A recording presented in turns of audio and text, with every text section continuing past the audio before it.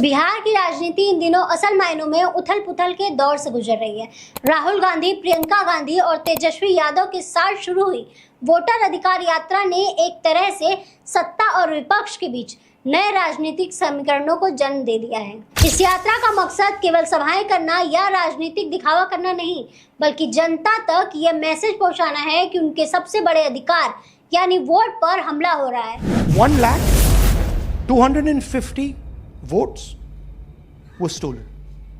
राहुल गांधी बार बार दोहरा रहे हैं कि लोकतंत्र की असली ताकत जनता के वोट में है और अगर वही चोरी हो जाए तो लोकतंत्र पूरी तरह खोखला हो जाएगा। वोट चोरी का चुनाव था। इलेक्शन कमीशन और बीजेपी ने मिलकर बेंगलोर सेंट्रल में चोरी करी है और इस बात ने जनता के बीच गहरी पैठ बनाई है। प्रियंका गांधी की मधुबनी यात्रा ने इस आंदोलन में नई ऊर्जा भर दी है। उन्होंने तीखे अंदाज में कहा कि जब प्रधानमंत्री नरेंद्र मोदी लोकसभा के चुनाव के दौरान चिल्ला रहे थे कि कांग्रेस आपके भैंस चुरा लेगी, तो असल में वो खुद वोट चोरी कर रहे थे। अब यह बयान गांव की चौपाल से लेकर छोटे छोटे कस्बों में चर्चा में है कि वोट चोरी एक मुद्दा नहीं, सिर्फ नेताओं की लड़ाई नहीं, बल्कि आम आदमी के अधिकार की लड़ाई है। महिलाएं, युवा और मजदूर वर्ग इस बात से प्रभावित है कि जब वोट ही सुरक्षित नहीं है तो उनकी आवाज कौन सुनेगा। यही कारण है कि प्रियंका की एंट्री इस यात्रा का केवल कांग्रेस और आरजेडी का आंदोलन नहीं रही है, बल्कि लोकतंत्र बचाने की एक मुहिम बन गई है। राहुल गांधी और तेजस्वी यादव लगातार वोट चोरी और ईवीएम धांधली के मुद्दे पर सरकार को घेर रहे हैं। इलेक्शन कमीशन, मोदी जी लोग बिहारियों को चूना लगाना चाहते हैं। हम कहना चाहते मोदी जी, ये बिहार है, बिहार यहाँ खैनी के साथ चूना रगड़ दिया जाता है।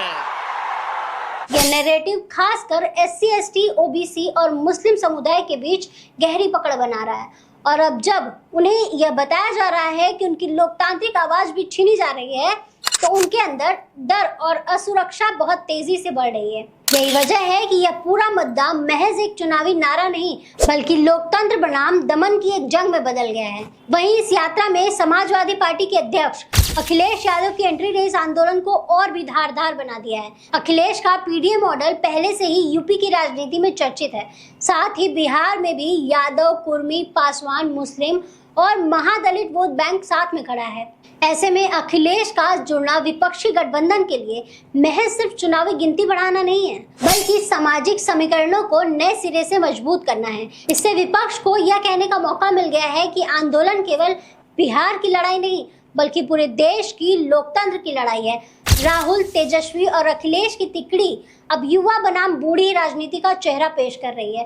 जनता के बीच यह छवि तेजी से फैल रही है कि नीतीश कुमार और मोदी की जोड़ी पुरानी राजनीति का प्रतीक है, जबकि यह नया गठबंधन बदलाव और भविष्य की राजनीति की आवाज है। आरजेडी की रोहिणी आचार्य ने जब यह कहा कि जनता तेजस्वी को मुख्यमंत्री के रूप में देखना चाहती है, तो यह सिर्फ एक बयान नहीं था, बल्कि जनता की बढ़ती उम्मीदों का संकेत भी था। गठबंधन के लिए उनका हौसला बढ़ाने वाली बात थी और जनता अब यह मानने लगी है कि यह गठबंधन केवल चुनौती जोड़ तोड़ नहीं है, बल्कि लोकतांत्रिक अधिकारों की रक्षा के लिए खड़ा है। इस बीच सत्ता पक्ष की प्रतिक्रिया भी दिलचस्प रही है। बीजेपी और जेडीयू लगातार इस यात्रा को फ्लॉप शो और सर्कस कहकर नकारने की कोशिश कर रहे हैं।